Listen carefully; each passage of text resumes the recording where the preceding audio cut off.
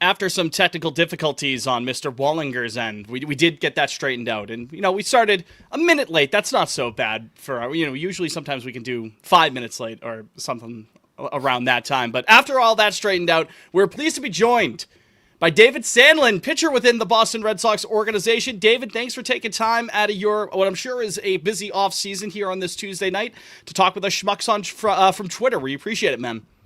No, thanks for having me. Just got done watching the college football rankings, so I'm free for the rest of the evening now. Where are your Sooners at? 8. So we 8? stayed the same, which I'm good with that. You'll take that. That's you would have to go on the road for one of those first round games though, but you're still firmly in there, right? Or does 8 host? I think 8 hosts. As of right now, I think we would host Bama, but obviously with the conference championship game coming up, that's going to change. But even then, 8 still, you got to feel pretty confident with that, I would imagine. Oh yeah, I'm pumped. As long as they're not moving us out of the bracket, we're good. Absolutely. These other two aren't huge college football fans. Hey, listen. My Blue Hens are bowl eligible, so I'll be there. Listen. Delaware's bowl eligible? Yeah, can you believe it? After their last, they went 6-6. My Boston University Terriers straight up do not have a football team. So, if it makes you feel better, Jake, my UMass Minutemen have exactly as many wins this season as BU football does, which is a big fat 0. But that's football. We're here to talk some baseball. David Sandlin, who will be the trivia answer in 20 years at a bar, who was the first active Red Sox player to come on to pod on Lansdowne. If you're here with us now, you'll be able to answer that trivia question. But first things first, David, wanted to hear, a couple of weeks into the offseason now, World Series wrapped up. Training regimens, I'm sure, are well underway. How's the offseason going for you now? Good. Finally kind of ramping up everything, lifting-wise, touching the mound again, just really light kind of stuff. Obviously, don't want to get too ahead of ourselves, but that way I can feel slow, kind of work on just feeling slow, finding location, getting everything back in the groove for when we kind of ramp up at the end of the month, going into January before camp. But super excited. It's been nice to be home, but obviously it's getting to that point in the offseason where you're itching. You're like, okay, I've had a couple months off baseball. Let's get back to it.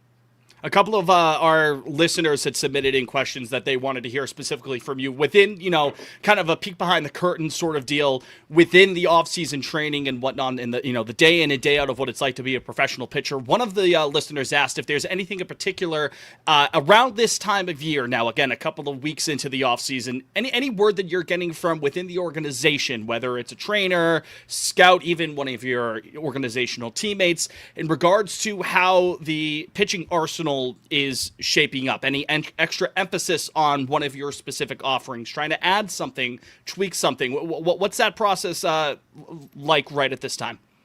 Yeah, so actually we kind of go over that with the organization. We have like our kind of, I guess people would call it exit meetings at the end of the year. But it's just kind of a player plan of what to tackle going into the offseason and everything. So you kind of have that laid up. And then obviously before the dead period and whatnot, we'll have conversations with whoever it may be in the organization. So actually just had that conversation today of just kind of checking in, seeing how things going. I like to stay very on top of it. I try to text them updates anytime I throw a heavier day where I touch the mound or I'm working on stuff. And right now it's kind of been splitter / changeup work. Right now we're landing on a splitter. We're making some progress, just trying to get an offering that I can have to put away lefties a little more efficiently. And then I'll obviously always want to see if there's more velo in the tank, just to get that tick up there. And then just kind of refine some of the shapes that I have and get the consistency there. It's interesting you mentioned the shapes there, because someone also asked about, shape has kind of been a bit of a buzzy word over the last couple of years at this point. It feels like that kind of, 5 years ago, it was always, 3 true outcomes, and, the exit velocity became, the buzzword du jour. In the offseason, what are those conversations like, whether it's, again, within a trainer or a teammate, in regards to those specific things to tweak, such as, your pitch shape? How do you actually go about trying to work through that? So thankfully, the facility I'm at, we have a lot of stuff. We have the TrackMan, we have slow motion kind of camera and everything like that, where we can kind of break stuff down from that standpoint of where the organization may put a goal on, let's say like a sweeper. Hey, we want this at 0 vertical break, -15 horizontal. Then we just kind of start tweaking maybe the release on the hand angle or different grips or whatnot until we kind of find something that I can repeat and obviously get to the goal that the organization has set. Yeah, it's just interesting to hear how everything kind of goes into it. Now, Liam, Yeah, we can continue with some of the stuff going on now that David's going through to get ready for 2026 and beyond. But you raised an interesting point in our chat while we were prepping for this episode, Liam. Do you want to bring that to attention now? David, I was looking over your page that our good friends at Sox Prospects put together, and I hadn't realized, and I'm sure a lot of our listeners hadn't realized, that you didn't play varsity baseball until your senior year of high school. Yeah, correct. I played 3 years, or 1 year of freshman ball, 2 years of junior varsity, and then my senior year was the first year I played varsity baseball. Was there sort of like a moment for you, and maybe it was even in college at that point, where like something clicked? Or, I mean, what was the high school experience like for you? Did you imagine you'd be on the doorsteps of the big leagues within a couple of years, or sort of, I mean, what was your mindset back then? I'm fascinated to know, because I feel like, especially for pitchers now, I mean, I feel like guys move so quickly that, not starting until senior year of high school was just jarring to see. Yeah. So, I mean, obviously it was very hard to go through that. It wasn't anything of like, the coaches didn't believe in me or whatnot. I was very fortunate to go to a very prestigious baseball high school, and the state of Oklahoma. I think my senior year we had probably 7 out of the 9 positions D1 commits. Mm-hmm. So just a lot of talent there. And then just kind of a growth spurt late on at the end of my junior year or middle of junior year, and then just kind of figuring out how to use my body in the proper way of like leveraging it down the mound, using my legs, getting in the weight room. Didn't really lift a whole lot until around the senior year mark either. So I feel like I didn't really have that moment that I was like, okay, like this is really something I can rock with. Obviously, it had always been a dream to play professional baseball, chase going to and playing in the major leagues. I remember obviously being at a lunch table with some of my closest friends still now, and I would be like, hey, like I'm gonna play college baseball. I'm gonna make it, and like they would laugh it off, like, yeah, dude, like, yeah, no one does that. So it was really tough to kind of get through that, and I feel like that's what kind of made me the person I am today. Play with the chip on the shoulder, kind of want to, anytime anything's said, prove everybody wrong.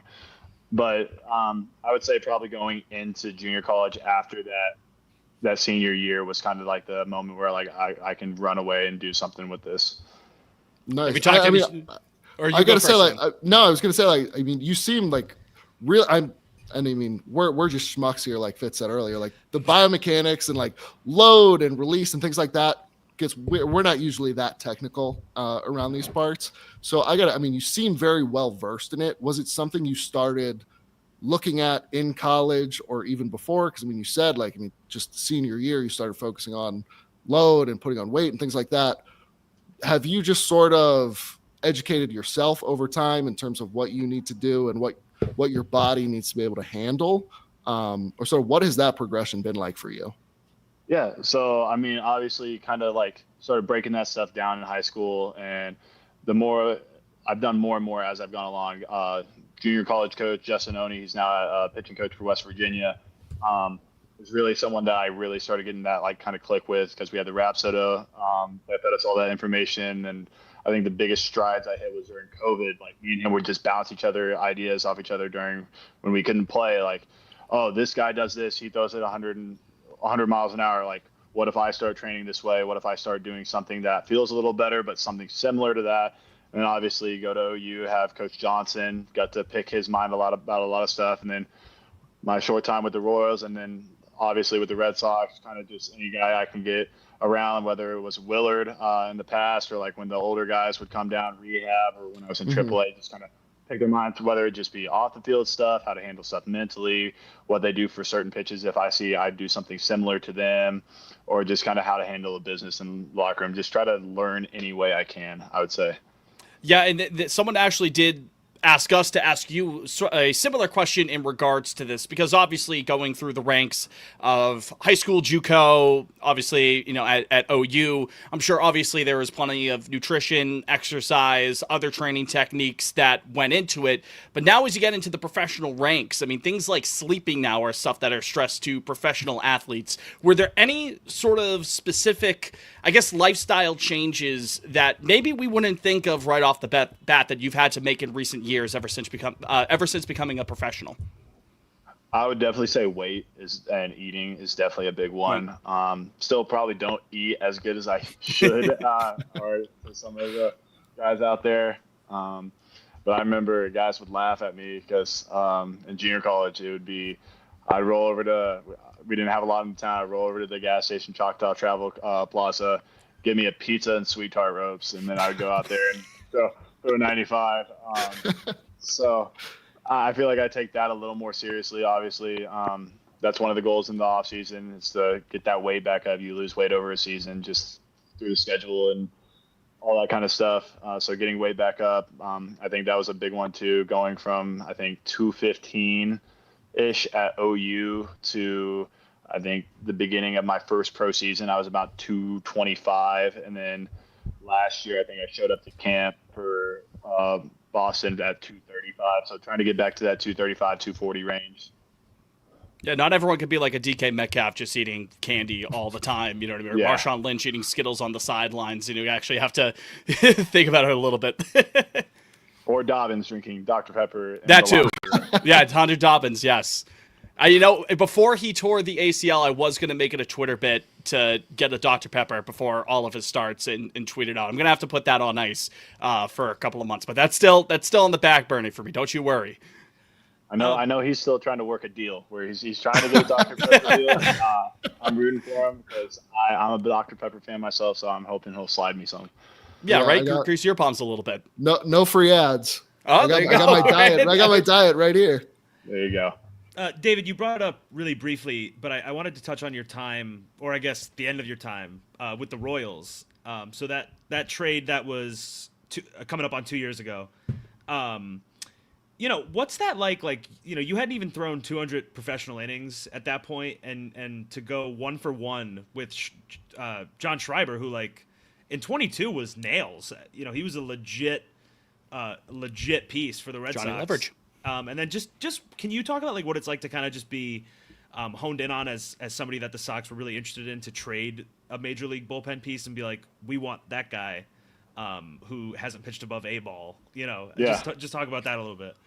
No, so I was pretty shocked by it. Definitely didn't see it coming. Like you said, I don't even think I had 100 innings. I played half a season because I tore my oblique. So didn't expect it. Went down there, rehab, got everything ready for the off season. Was progressing really well. I was actually planning to drive out to Arizona on Monday, and I got traded on a Saturday. So it was 2 days before I left for spring training. I was down in Arlington watching OU's opening series against Tennessee. Woke up in the morning, me and my dad and my roommate were going to go golfing, and it was a call from the farm director. But no, it was really cool at first. Obviously, the first mine, I didn't ask who because I'm just I think they said, hey, we traded you to the Boston Red Sox. All I said was, oh. I audibly just said, oh. Said whatever was after that, hung up. And they're like, who'd you get traded for? And I said, crap, I don't know. I don't know if that's something. Didn't even think to ask. Yeah. Yeah, no. So I get on Twitter, try to figure it out. Nothing's out yet. And then I was like, oh yeah, they said don't say anything. It's gonna come out in 40 minutes or so. Don't tell anyone. Obviously, I told my family. No one's not gonna tell anybody. So then I was thinking, please don't be cash considerations or something like that. Player to be named later. Yeah. So then it came out Schreiber, and I was like, oh.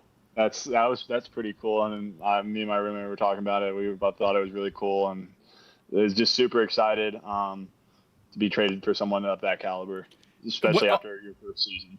Right. On the phone, do they kind of ease their way into the conversation? Be like, hey, Dave, what's going on, man? What are you up to?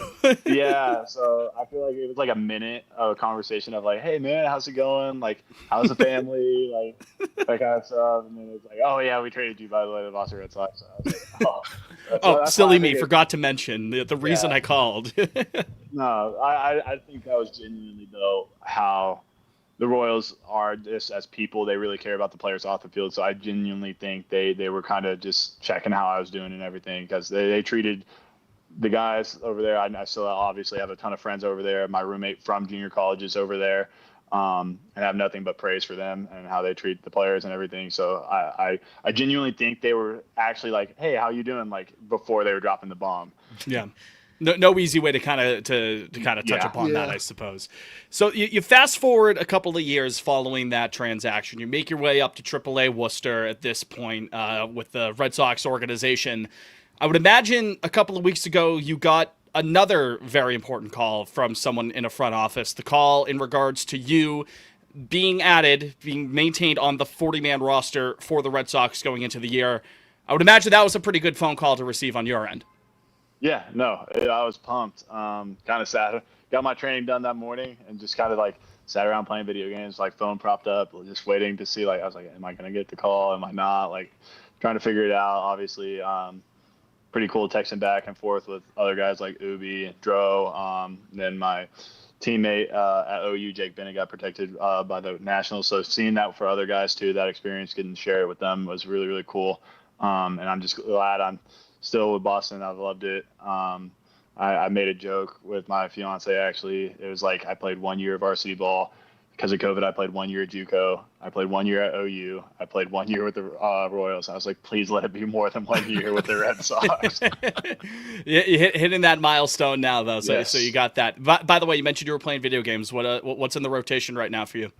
Rocket League, college football, and it was Fortnite, but they took out OG, I think, until December 11th, and I'm just not a fan of the new season, so that's banged until December 11th. Not a big Simpsons head at the time. Yeah, you didn't like the Simpsons season?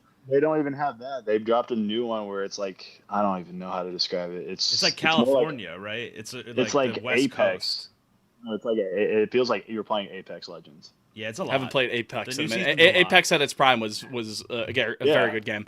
Haven't played Fortnite in a minute either. But shout out Rocket League. We do love Rocket League. Yes.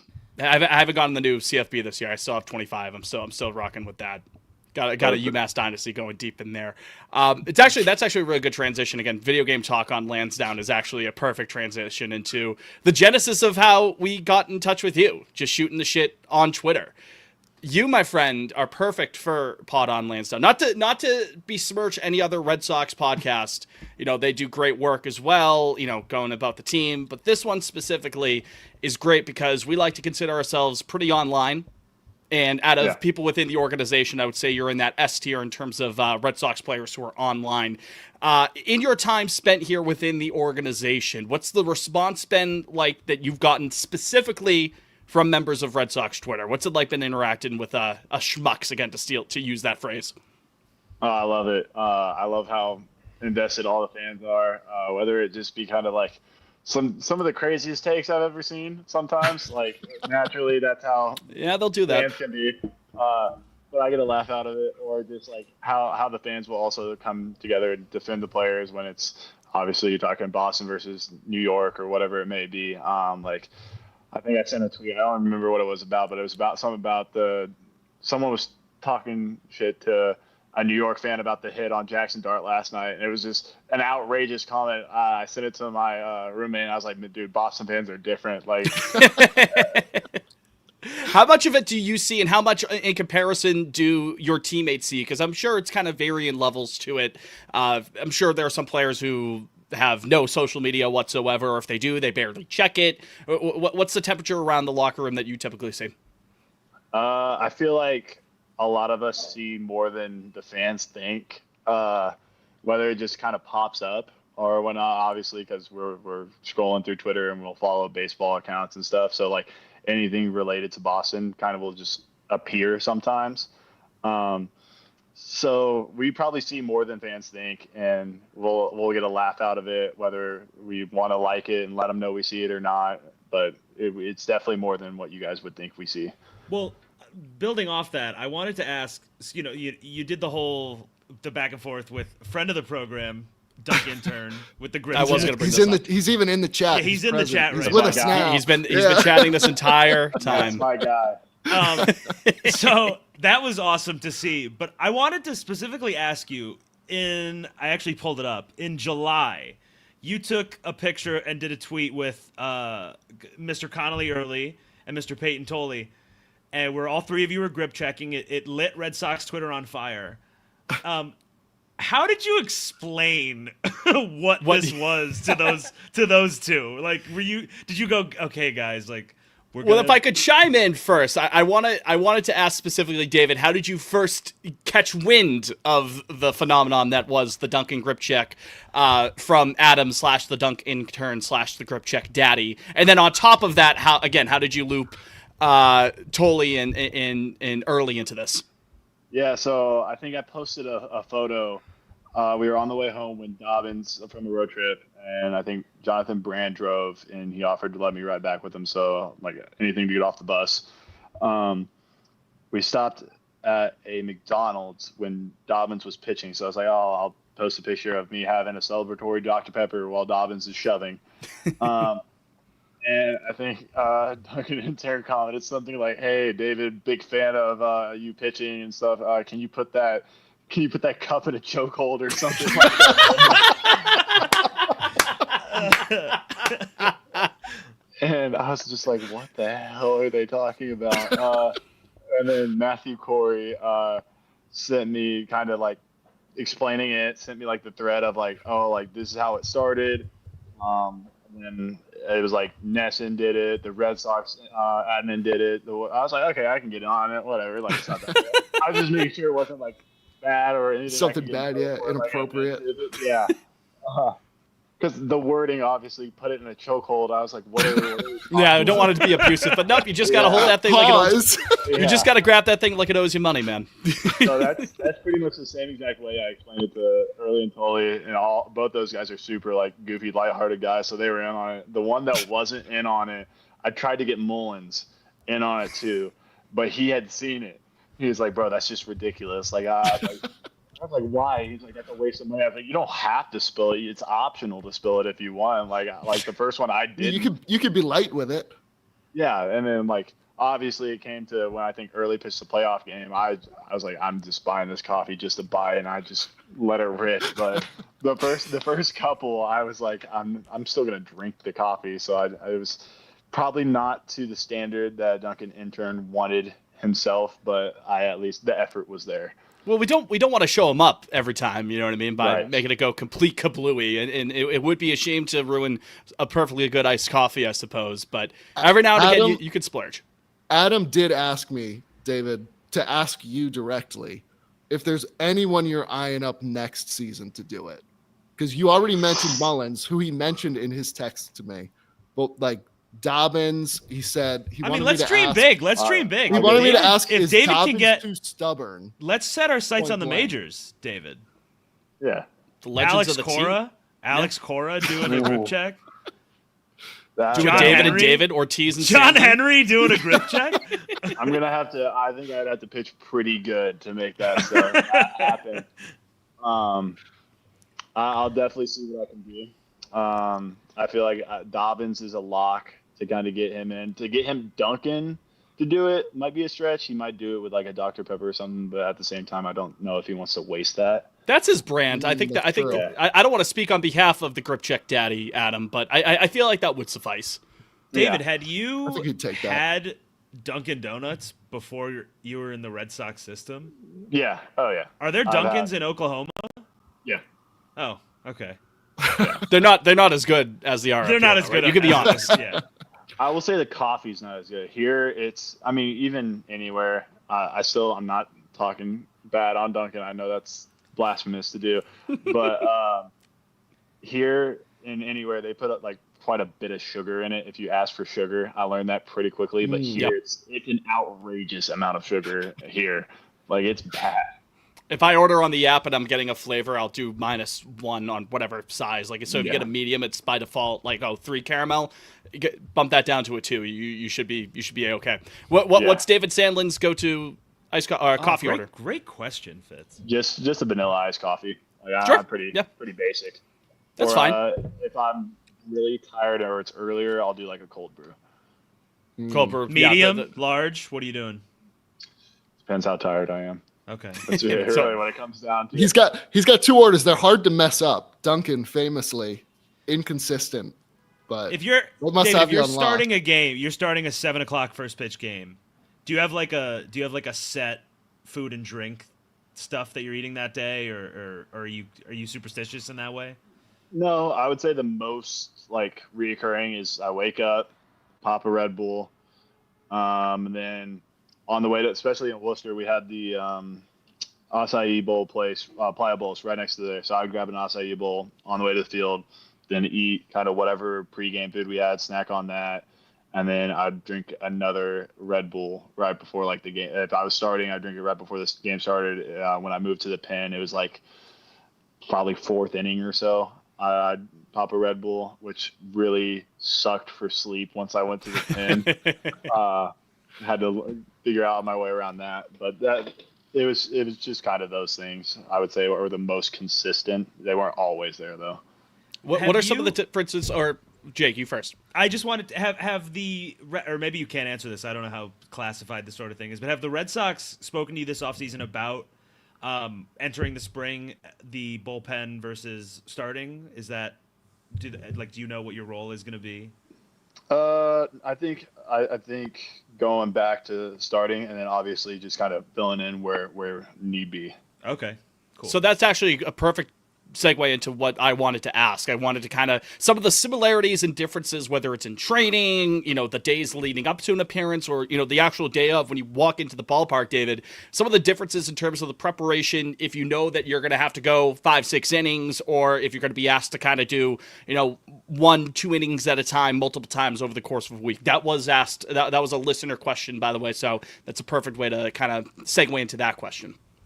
Yeah, so obviously there's a difference in the schedules, whether it be throwing. When I was in the pen, I may have thrown one day and then I was waiting to throw. So I'd have to kind of light catch every day because I didn't want to burn out before the game, obviously.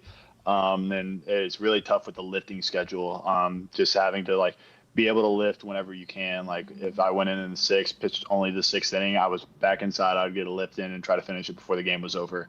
That way I could knock that lift out for one of the lifts out for the week. Other than that, it was just kind of just delaying the prep closer to game time. And then as the game went on, just kind of monitoring how the game's going, how the starter's doing, how many pitches he's at, whether I need to get up, start moving around, whether I know I'm in or not. The nice thing is when I kind of built my way into it, I was pretty scripted out. I knew when I was throwing. I just didn't know, obviously, the inning or whatever. So I knew what days I was throwing, so it was a little bit easier to manage. And then obviously having guys like Bernardino, Zach Kelly, Murph, Slayton was there for a little bit. Those guys kind of telling me, like I said, I'd pick their minds on hey, what do you do? What do you like? What do you like to do? Because different guys like different things. There's some guys that are down there just talking the whole time, and that was kind of where I was. Because sitting there trying to zone in on every pitch, waiting to go in was more exhausting than just getting up and literally running circles. I was getting.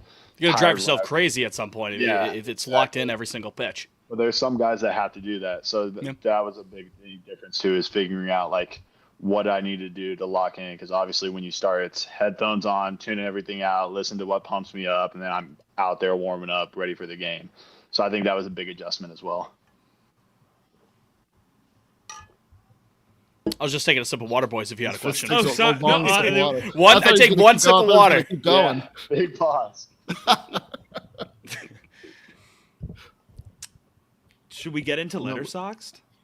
I was gonna get into letter socks at some point. Okay. I wanted to make sure you guys didn't have any other additional questions because we can't get into letter this is the moment of truth. So, David, we actually were at Polar Park earlier this year, and we did want to get a couple of people to do this. It just never made its full-on debut. I think it was Birdie we asked this too. Yeah. That footage is somewhere. It's in my camera roll. That's not canon officially. He had a good 4. I gotta say he did have a good 4. I don't remember exactly what it was, but it was good. Well, first, David, do you know what Letterboxd is? No. Jake, you want the honors? Explain? So it's basically movie. It's like movie Twitter. It's entirely an app dedicated to logging the movies you've watched and discussing movies and stuff. And the people at Letterboxd, they do this thing. At red carpets or whatever movie premieres where they have their mic, they go, what is your Letterbox top 4, because on the app for reference, yeah, favorite when you create your films. profile, like instead of having a pinned tweet or something like that, basically right at the top of your profile are your 4 favorite movies. So what this segment is on Pawn on Lansdowne, we call it Lettersoxed. It's just Letterbox, but with Red Sox related people, and you have the honors of kicking us off the first ever Lettersoxed. So like just your players? 4 favorite movies. However you want to define it, for best, Desert Island, for whatever floats your boat. And it's like Red Sox players, you said? No, movies. Movies. It's movies. Yeah, we should have 4 movies. Okay. Obviously Star Wars. Which one? Which one? Episode 3. Oh, nice. 3. Oh, Okay. That's good pick. That's one. I'll go Avengers Endgame. Ooh. That'll be in there. Yeah. I'm an Infinity War. War man. Yeah, I'm an Infinity War man myself. Yeah. That's where it gets tough. I would go Hacksaw Ridge. Hacksaw Ridge. Ooh. Andrew Garfield. Love that movie. Spider-Man doesn't make it quite in there. It's close. Shoot. And I'll just go Moneyball. Get my sports one in there. That's good. Of course. That's a good 4. I could sit. So and quote are you Moneyball a prequel guy as a whole, or just Revenge of the Sith? 2 and 3 are probably my top 2. Whoa, an Attack of the Clones guy? Yes, big Attack of the Clones guy. That's real. That's Big real. Dexter That's Jetster head. Go. You're one of a kind. Yeah. But then it kind of goes the OGs, and then Phantom Menace kind of squeaks in there at 6. We're not rocking with the sequels. No. Not That's part of the your right, head that's canon. the right. That's the right answer. That's Yeah. the right answer. Who's your Seven. favorite Star Wars character? Obi-Wan. Yeah. Okay, nice. Yeah. It's a classic answer. 7, like episode 7, Force Awakens, not terrible. Yes, I agree. And like I've said before, like the cinematography of the sequels is so cool. Like it's so Yeah, good. they look great. Yeah, And they do. There's so many holes in it that you're just like, I can't like this as a fan of Star Wars. I'm a less Jedi guy. I will fight on that hill. Episode 9 is a disaster. Absolute disaster. Episode 9 kills me. Oh no. Episode 9's the worst thing I've ever seen in my entire life. Yeah. Not 9 is garbage. Do you like I remember Rogue sitting One? through Thoughts 9. on Rogue One? Rogue One's good. I like Rogue Rogue One's One. really good. I like Rogue What did you One. think of the Han Solo prequel? Also movie? really good. I watched that probably right up there with the amount of times I watched Revenge Sith this year, because obviously I watched whichever one before I start, and I think it was our pitching coach in AA Juan, we were talking about Star Wars one day, me and Mullins, because he's a big Star Wars guy as well. And I was like, hey, Mullins, which one should I watch tonight? And Juan chimed in and he goes, watch Solo. That's one of the ones I love to watch. I was like, okay. And I think that's when I went 7 innings CG. I was like, okay, I'll keep watching it. I strung together like 4 or 5 good outings in a row while watching Solo. I was like, thanks. Pop the Red Bull in the morning and then immediately go into Solo Star Wars story. Underrated, man. Underrated. Yeah, It was all right when I saw it. I saw it the one time, but Yeah, I've only seen it once. See, it came out like right after Last Jedi. It got caught up in all that. Yeah, I would say most underrated is the Clone Wars TV show. People love those.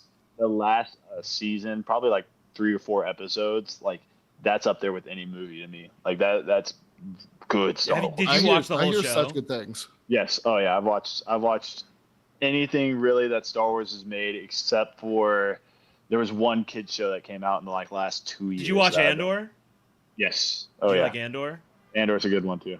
Hell yeah. Mandalorian Andor. thoughts? Yes, Mandalorian's good. Also, Beyonce's not a big Star Wars fan, but she likes Mandalorian, so that's a win there. We'll take it. So she'll watch that one with me without getting too upset that we're watching Star Wars again. Yeah, you got to fit it in somehow. Yeah. You know what I mean? Like you got to fit in those watches and be diplomatic in that sense. So that's smart thinking. Well, That's it's smart usually thinking kind of as I'm going to bed the night before I start, so she's usually already asleep. So that I'm trying to time it up that way. But she caught more Star Wars this year than she probably wished to watch. That's a classic move, though. When they go to sleep, you can I'm gonna be up a little bit. Like Yep. boys, that's when I watch Smiling Friends when Missy Mopena is That asleep. makes sense. That's when I'll sneak into Smiling Friends. I squeeze my garbage in after Yep. Sophie goes to bed. Is it difficult to like carve out the time to watch movies as a professional athlete? I feel like I would really struggle with that, I imagine. I'm a night owl, so like not really. I just kind of like will hang out, play video games when everybody gets off out, like because obviously quite a few of the guys I play with also play either Royals or somewhere else. So we'll kind of get off. I'll go to sleep for the game tomorrow, and then that's when I'll throw a movie on and just kind of fall like asleep watching the movie. So what time do you go to sleep after a game? Like 2:00? Yeah, way too late. Love that. I love that. So much for the question I had earlier in regards to sleeping therapy and whatnot in terms of training. Yeah, so 2 a.m. bedtime. I get my 8 hours though. Fair enough. That's what matters. That's what matters. That's why all the guys are chirping like. And the guy that's why you get the coffee or the Red Bull right in the morning. Exactly. Like I think this year we had a fantasy draft at 10:30, and they didn't announce the order. So I was like, it's a 20-man league. I have time. 20? Yeah, it was brutal. And I was like, I got time. Whatever. Like, it's a long draft. Whatever. They sent out. I guess I had the first pick, and they did it at 10:30, and I would sleep usually till 10:30 or 11. And I think it was like I woke up at like 10:40 that day, and someone sitting there like, of course, Sandlin gets the first pick, and he's not even awake. Like, he's not going to be awake. Like, they were all chirping me. I was like, yeah, that's fair. They got to wait two minutes on the clock just for you to auto-pick Jamar Chase, like, right up the start. 20-man league, though, is brutal because your RB1, like, for draft day is going to be like Kyle Munungai. Like, what's the setting in that league? So it's 1 QB, 2 wide receivers. No way it could be super flex. No. There's no way. There's no flex either. It's 2 QB, 1 QB, 2 running back, 2 wide receiver, tight end. And my season went downhill because I drafted James Conner. James Conner, yeah. So automatically it was, and then Chuba also was my second running back. So that was a really good start. I think I just got eliminated from the playoffs because there's 1 week left to play. But luckily I made some good moves, but it wasn't enough. A little too late, but happens. It is what I mean. In a 20-team league like that. What's Oklahoman's NFL team? Are you a Cowboys fan? So I'm a big diehard Colts fan because all my family. My dad's from Indianapolis. My mom's from about 30 to 40 minutes northeast of Indianapolis. So all my family's up there. My uncle's done some work with people in the organization who used to own the restaurant for the team. So just grew up watching them. Obviously, hard to not love Peyton Manning and what those years. It's pretty easy for us to not be a huge Peyton Manning. Yeah, that's the funny thing. I hated Boston sports growing up because they terrorized my favorite teams. I was born in St. Louis. So I was a Cardinals fan. I had to watch the Red Sox beat the Cardinals. Hated that. Then obviously being a Colts fan, despised Tom Brady and his greatness just because it was always at the suffering of myself and the Colts. But no, like that's why it's so easy to tell people like Boston is a city of winning. It's because I had to sit through them beating the living crap out of my favorite teams year in and year out. Going back to Adam, and I was going to ask this with you being a Colts fan, are you aware of the theme song for this year? This is our Colts. Yes, absolutely. Yes, that's. I was a big fan of it at first. Last year, and then we were losing, and I was like, please stop. Like, we were just getting beat, and I was like, no. And then this year we're playing. Whether win or lose, we love them. That's the. Yes, that's true, but I don't want to hear that song after I watched the most demoralizing loss, fumbling to lose a game or something. Jonathan Taylor dropping the ball before the end zone. I'm just like, I have to listen to that song because all my friends will send it to me after a Colts loss. all my friends will send it to me. I do the same thing with a buddy of mine who's a huge Dolphins fan. There is a video of T-Pain singing the Miami Dolphins theme song, and anytime that they do Dolphins things, I'll send it his way. Whenever the Pats beat the Dolphins, which is not always guaranteed, especially when we go down to Miami. But I will send that to him. The song's been getting some pretty good run this year, though. I mean, I know it's been a rough couple of weeks for the Colts, but all things considered, I mean, still in a good spot for a playoff position. Oh yeah, I started sending it back to him after they started winning. I was like, yes. Yeah, now it's your turn to listen to it. singing at the top of your lungs, got the face paint on yeah. just like him and everything. Exactly. For the shoe. Any other questions, boys? I had one or two more to wrap things here. Take it away, Fitz. Yeah, Fitz, it's all you, my friend. David, obviously it's easy to say going into a new season, like, oh, my goals for the year, going to be bring a World Series championship to Boston, which obviously 100%, like, you have our cosign on that. If Good that's answer. Goal. Good answer. Good answer. Family Feud style. Good answer. Good answer.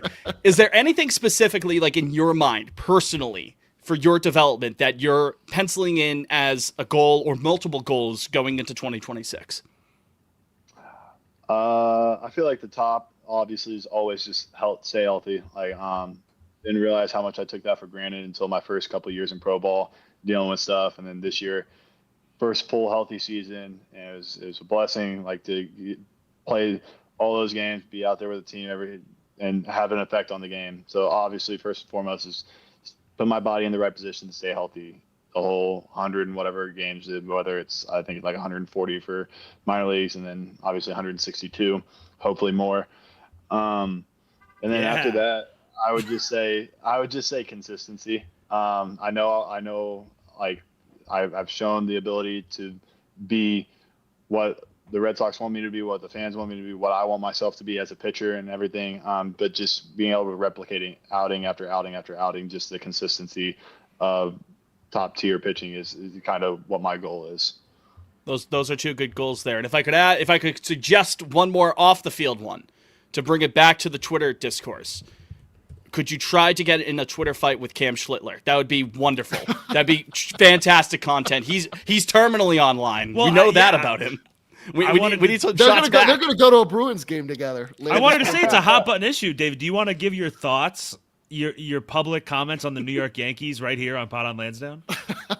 I don't like the Yankees. I feel nice. like Aggregate it. The cockiness of growing up around Yankees fans. That's what really did it for me. It may not even be the organization as much as it is the fans. Yes.